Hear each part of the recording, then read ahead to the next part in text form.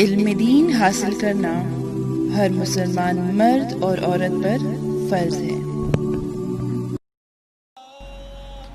انسان کو سب سے زیادہ گھمنڈ اپنی جان پر ہے، اپنی شنوائی اور بینائی پر ہے، اپنی قوت عقل اور گویائی پر ہے، لیکن یہ سب کچھ بھی اس کا نہیں ہے۔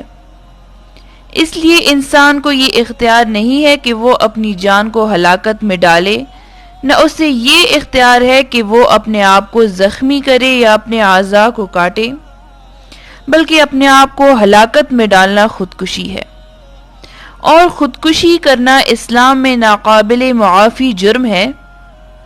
خودکشی کرنے والے کے بارے میں رسول اللہ صلی اللہ علیہ وآلہ وسلم نے فرمایا ہے کہ جس نے اپنی جان کو ہلاک کیا قیامت میں اس کو بھی عذاب دیا جائے گا، کہ جس طرح اپنی جان کو ہلاک کیا اسی طرح دوزخ میں اپنی جان کو ہلاک کرتا رہے گا۔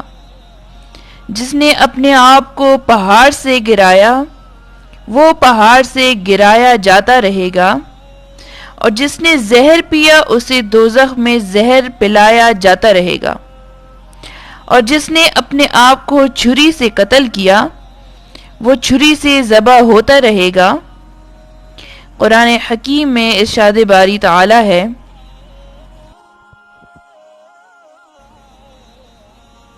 وَأَنفِقْ فِي سَبِيلِ اللَّهِ وَلَا تُلْقُ بِأَيْدِيكُمْ إِلَى التَّهْلُكَةِ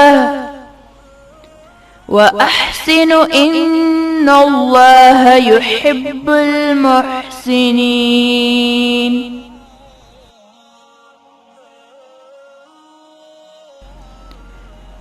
اس آیت کا ترجمہ یہ ہے، اور اللہ کی راہ میں خرچ کرو اور اپنے ہی ہاتھوں خود کو ہلاکت میں نہ ڈالو، بے شک اللہ نیکوکاروں سے محبت فرماتا ہے۔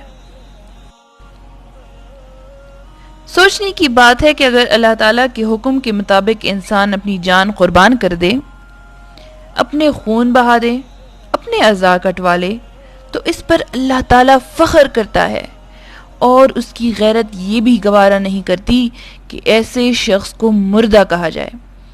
قرآن حکیم میں فرمایا گیا ہے، وَلَا تَقُولُوا لِمَن يُقْتَلُ فِي سَبِيلِ اللَّهِ أَمْوَاتٌ بَلْ أَحْيَاءٌ وَلَكِن لَّا تَشْعُرُونَ۔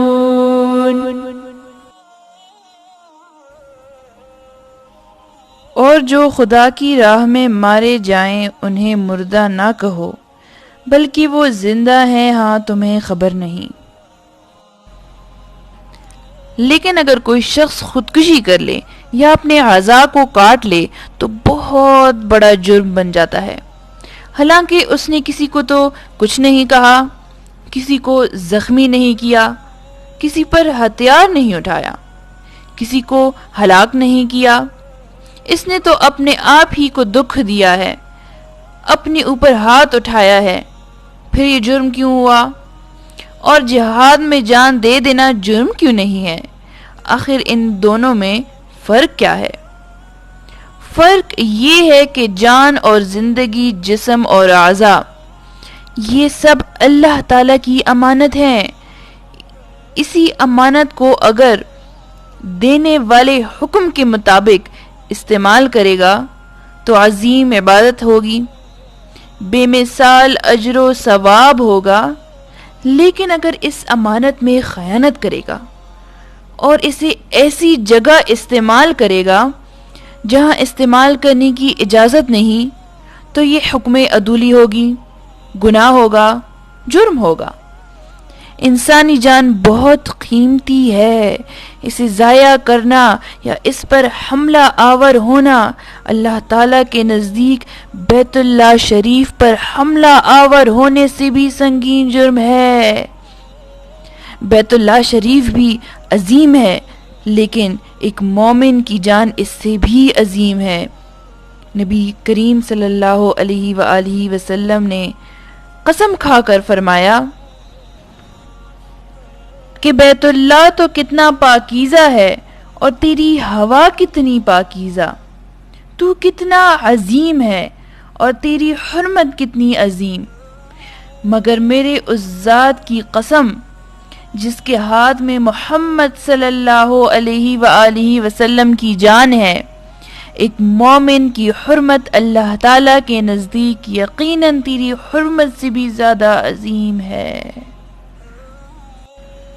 تقریباً ہر مسلمان کو معلوم ہے کہ جان بچانے کے لیے اسلام نے بڑے بڑے گناہوں کے ارتکاب کی بھی اجازت دی ہے۔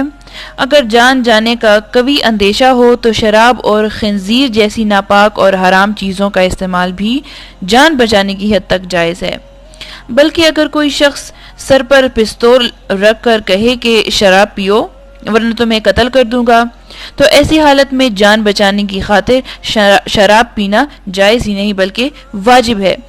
بلکہ اگر کوئی شخص مہلک ہتھیار سے مار ڈالنے کی دھمکی دے، کسی سے کلمہ کفر کہلوانا چاہے، تو ایسی حالت میں زبان سے کفر تک کا کلمہ کہنے کی بھی شریعت نے اجازت دی ہے، بشرط یہ کہ دل میں ایمان صحیح و سالم ہو۔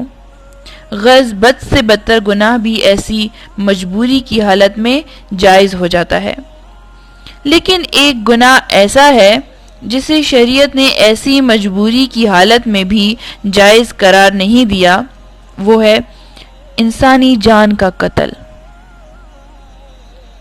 ایک سنگ دل انسان خودکشی کر کے صرف اپنا نقصان نہیں کرتا بلکہ ماں باپ کی پوری زندگی اجیرن بنا دیتا ہے، اپنی بیوی کا سہاگ اجاڑ کر اسے شب و روز ویران کر دیتا ہے، بچوں کو یتیم کر کے انہیں بے کسی کے حوالے کر دیتا ہے، عزیزوں دوستوں کے کلیجے پر چھری چلاتا ہے۔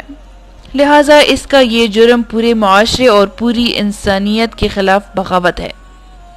اس لیے قرآن حکیم میں ارشاد باری تعالیٰ ہے کہ ایک جان ناحق قتل کرنا روئے زمین میں تمام انسانوں کو بیک وقت قتل کرنا ہے۔ اللہ تعالیٰ ہم سب کو خودکشی جیسے گناہ کثیرہ سے حفظ و امان میں رکھے، آمین۔ والسلام۔